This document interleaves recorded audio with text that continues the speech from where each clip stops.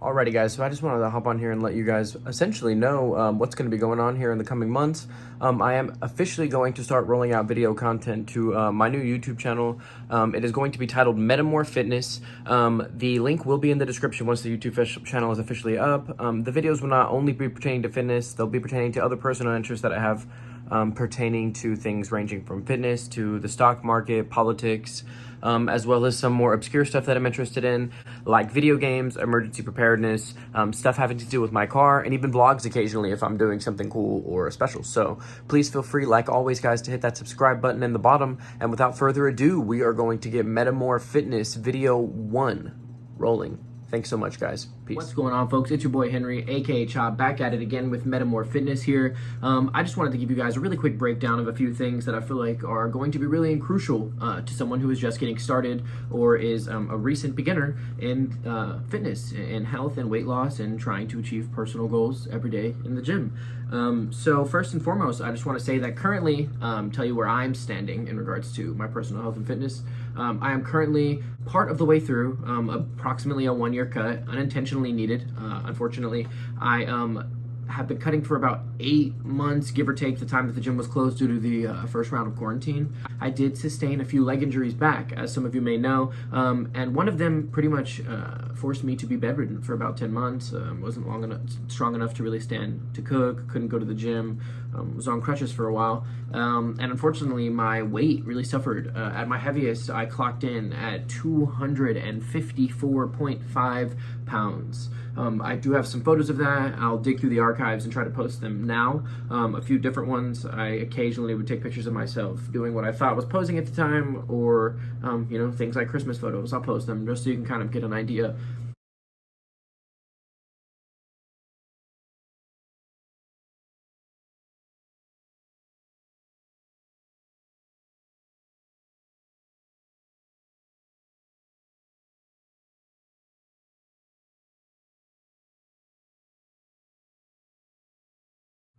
I felt bad. I was unhealthy. I was in pain all the time from my knee, and then my weight, of course, forced my knee to be in even more pain.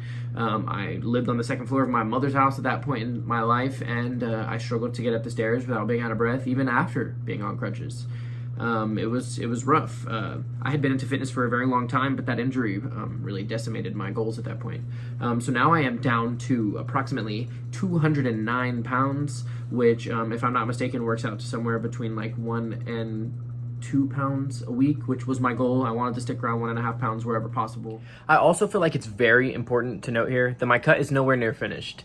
I am currently sitting at about 207 pounds. My goal for the bulk of the cut is to get down to about 195. And then over the course of a subsequent 4 months or so, my goal would be to diet down to about 186, which is what I currently believe would be stage weight. So we will see. Feel free to keep track of my progress and help keep me accountable. And with that being said, roll the progress pics.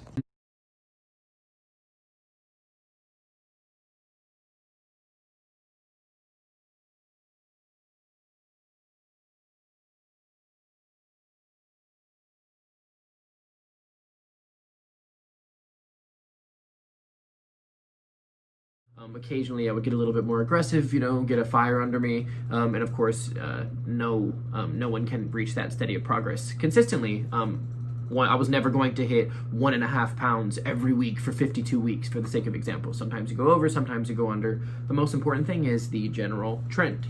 You're working your way towards your goal.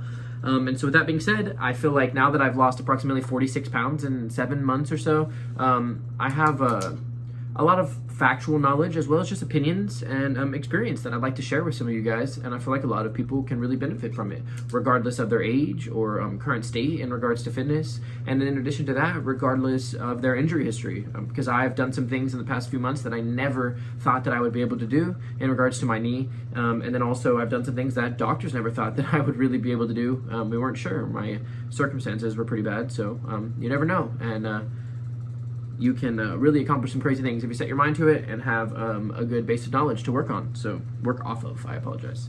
So here, what I have here in front of me is just a few things I'm gonna go through with you guys. So first is one thing, and that is calories in, calories out. This is going to be the most important thing if your goal is to lose weight. Now, that's not to say that nutrition no longer matters, health no longer matters, longevity no longer matters. If your goal is to lose weight, those things do matter, and they will continue to matter throughout your fitness goals, throughout your fitness life. All of those things will continue to matter. But if your goal is to lose weight and slowly get to a more healthy weight, then calories in, calories out is king. So essentially what that means, in short, is what you put into your body, you have to burn. Alrighty, so next I really want to get into what I feel like are some of the best ways to guarantee that you are eating less calories than you are burning throughout your day. So guaranteeing that you are in what is called a calorie deficit, meaning you are burning more than you eat. That's all that means, okay? That's a deficit. If you are eating more than you burn, that is a surplus. Surplus is put on weight, deficits take off weight. Think about it like that. Alrighty guys, next we're going to go ahead and get into some of those fitness tips and pointers to help you guys hit your goals. Let's get started with number 1. It's going to be some level of low intensity cardio regimen that you do consistently throughout the week. So whether that be 4 to 5 sessions of a slow jog or a walk on a slight incline or Stairmaster or bike or whatever you feel like really suits your needs and your individual capabilities, you'll be able to find something that you can do. I'm assuming somehow you got into the gym. So let's think about what we can do and not what we can't, and choose that and make that what we do daily, okay? So 4 to 5 sessions of about 15 minutes of low intensity cardio. Even if this only burns 40 calories over the course of that 15 minutes, it's 40 calories more than you were burning last week. So let's just continue to keep that in mind. And as we build up a tolerance to these levels of cardio, we can increase their intensity, increase their duration, and adjust. That's easy. It's easy to adjust. We just gotta get started. Now, with that being said, I also highly recommend some level of low intensity if you are just getting started. Not very high intensity. Not very high intensity. We do not want injuries that completely stall progress. We want slow progress. Okay? So some level of weight training. Some level of weight training. We need to get some weights on our hands and do some basic workouts. Hundreds of thousands of videos on YouTube will show you basic workouts. I have plans to record and post some later on, but we will cross that bridge when we get there.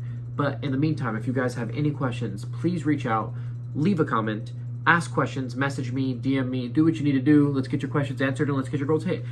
Free of charge. Just hit that subscribe and like button. Alrighty, now we're going to get number 2, and debatably the most important, rolling. Now, there's a couple of different diets also, and diet needs to be used very loosely. We're talking about lifestyle changes here pertaining to health, not just radical quick weight loss with even worse rebound. That's not what we're looking for. A couple of different diets come to mind. There's, of course, if it fits your macros. For those of you who don't know, macronutrients are essentially your carbs, fat, protein, okay? Some people like to track those. Personally, I think when you're just getting started, the easiest thing to do is to count your calories and hit a protein goal, and that is it. By protein goal, I mean a protein minimum. So if you want to triple, quadruple, octuple the protein goal, that is fine. Just do not go below the protein goal. That's it. Now, in regards to calories, what you want to do is we need to find out what your BMR is, your basal metabolic rate, okay? So your base level calories, what you would burn every day if you were in a constant state of rest, laying in bed as a vegetable, how many calories would you burn, okay? That's your base. Then we take how many calories you burn based off of your general level of activity, meaning how many times you work out a week, how active you are when you are at work, things like that. We're going to take your daily average and we're going to add it to your basal metabolic rate. That right there is your daily calorie burn. So now what we want to do is we want to subtract approximately 350 calories from that to get started, from that number, 350 from that number. So let's say you got to 2,400. Let's subtract 350. That would give us 2,050, and that is your calorie goal for the day. The legend says that 3,500 calories approximately will burn 1 pound. Okay, so if 3,500 calories burns 1 pound, a 350 calorie deficit will burn 1 pound every 10 days. Just for the sake of example, we're going to be in a larger than 350 calorie deficit. That is just our food consumption. The workout does the rest of the work for you. Number 3, what you need and how to use it. Now, with that being said, something that is going to be very important for you to get, first and foremost, is going to be the MyFitnessPal app. I highly recommend it, 10 out of 10.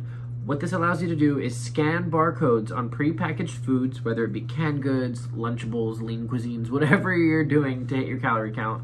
You're going to scan it. It will automatically add it into your daily total. Other items, normal items like apples, fruit, and things like that, you can kind of generalize and use FitnessPal as well to keep track of it, generally speaking. Now, this brings me to my next point. Round up. It is very important to round up. It is always better to lose a little bit too much weight than it is to lose a little bit too little. So let's make sure we are rounding up in regards to our caloric intake. If you pick up an apple and online it says an apple is 150 calories, that is the run-of-the-mill average, right down the middle apple, okay? That is not your apple. I guarantee you picked the largest one in the pile because you are dieting and you're hungry. So let's round up. So let's call it 225 calories. You round up an extra 75. But if you don't want to have to round up, you can weigh your food. So that brings me to my next point. Buy a food scale. Even if you don't use it for the first 6 months of dieting, buy a food scale. You're going to need it eventually. I pretty much weigh everything that I put into my body at this point. But like I said, I'm about 45 pounds down. And so it becomes a lot more important to stay strict to the T as close as possible. Alrighty, so now this next part is very important, especially if you're even in any sort of similar situation as myself. Any workouts that you see online can always be adapted to adjust to injury. Okay, so if you have had an injury in the past, some sort of agitation, you wake up one morning and your neck hurts a little bit, there is ways that you can adjust almost any workout to suit you, okay? So with that being said, I know the barbell back squat is king according to the majority of the fitness community in regards to building up legs, building up a strong core, a strong back. Personally, I can't do one without feeling like my knee is ripping apart at the seams from the inside. For the life of me, I cannot figure out why. So, I leg press, and I hamstring curl, and I quad extension, and I body weight and pistol squat, and goblet squat, and what I can do to make up for that. So, like I said, there's always ways to adapt. Any workout that you're wanting to do, you can tweak it and make it work for you. Make the workout work for you, don't work for the workout. Let's get that out there now. And finally, number 4. Don't worry, I'm almost done talking. Alrighty, and then really this is my last thing here. Take it day by day. Every day is an individual battle. If you feel like every time you wake up and you're a little bit heavier the day before, that you have completely lost your entire journey, that's wrong, that's false, that is your brain screwing with you based off of the perception of what you see in the mirror. Okay, so like I said, an upward trend is what we're looking for. We don't need a straight line up in regards to achieving your goal. You want an upward trend. We're looking for long-term health and wellness. So keep that in mind, guys. Keep working towards your goal. Get your butt in the gym, get your butt in the kitchen, and achieve your goals and achieve a healthier lifestyle. And so once again, I'm signing out for Metamorph Fitness, and as always, stay real and stay true.